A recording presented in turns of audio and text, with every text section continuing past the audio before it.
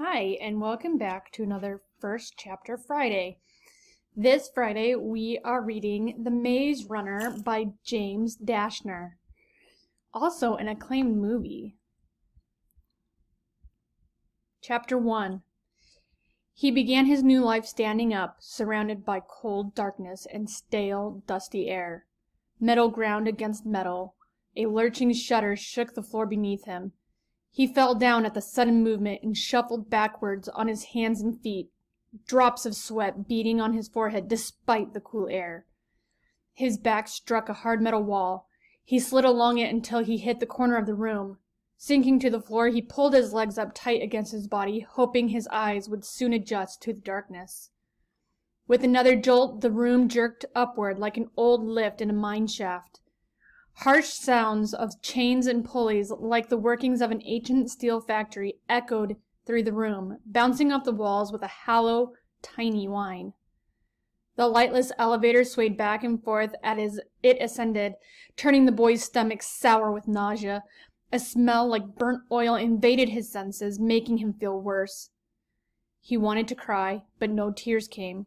He could only sit there, alone, waiting. "My name is Thomas," he thought.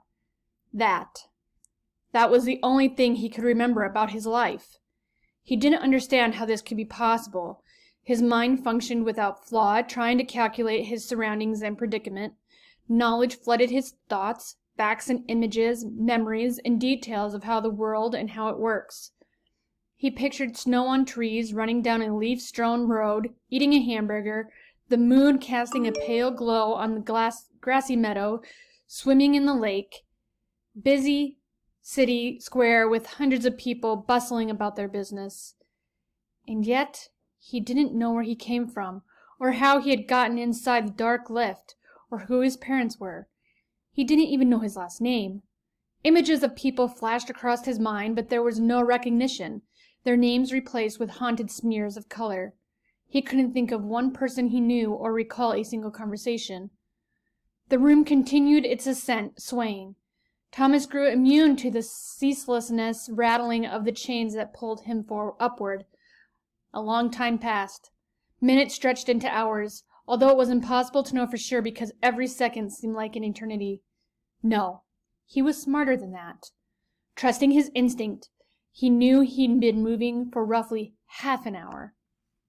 Strangely enough, he felt his fear whisk away like a swarm of gnats caught in the wind, replaced by an intense curiosity. He wanted to know where he was and what was happening. With a groan and then a clonk, the rising room halted. A sudden change jolted Thomas from his huddled position and threw him across the hard floor. As he scrambled to his feet, he felt the room sway less and less until it finally stilled. Everything fell silent. A minute passed. 2.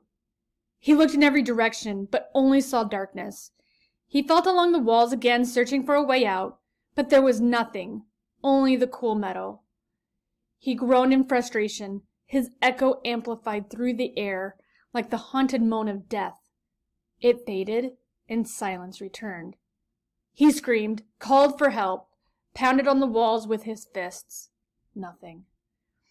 Thomas backed into the corner once again, folded his arms and shivered, and fear returned.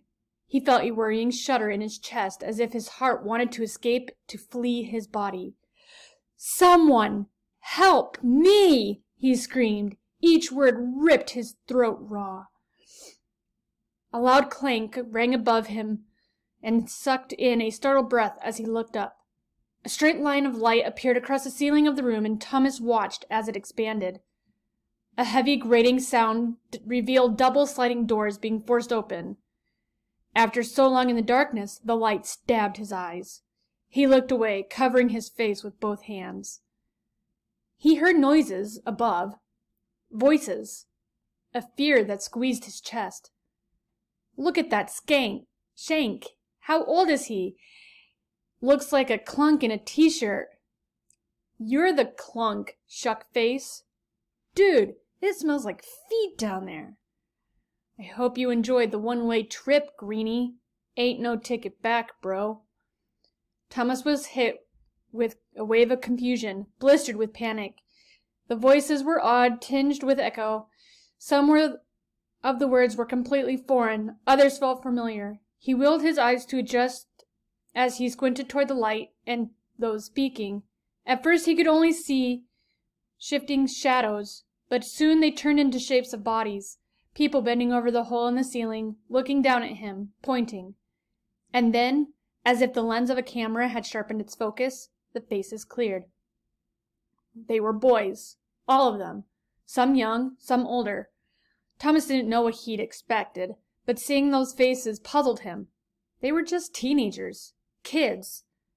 Some of his fear melted away, but not enough to calm his racing heart. Someone lowered a rope from above, the end of it tied into a big loop. Thomas hesitated, then stepped into it with his right foot and clutched the rope as he was yanked toward the sky. Hands reached down, lots of hands, grabbing him by his clothes, pulling him up. The world seemed to spin, a swirling mist of faces and color and light. A storm of emotion wrenched his gut, twisted and pulled. He wanted to scream, cry, throw up. The chorus of the voices had grown silent, but someone spoke as they yanked him over the sharp edge of the dark box, and Thomas knew he would never forget the words. "Nice to meet you, Shank," the boy said. "Welcome to the Glade."